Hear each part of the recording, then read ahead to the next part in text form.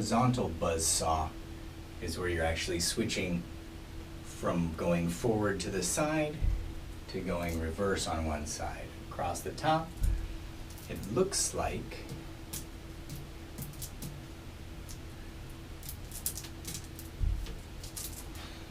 doesn't look like that.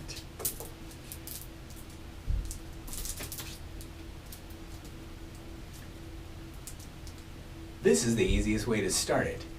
Above on 2 sticks, and the side you're going to push forward on, you're going to push 2 times around, and it's going to set you up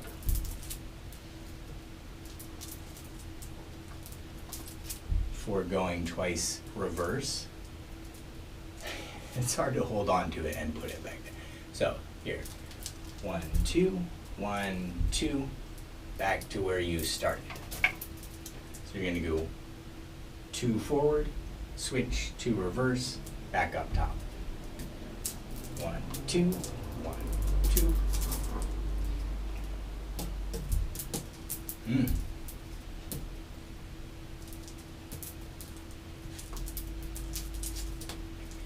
It's easier to not make really exaggerated movements because it does have to happen pretty fast. And not tie your hand sticks up.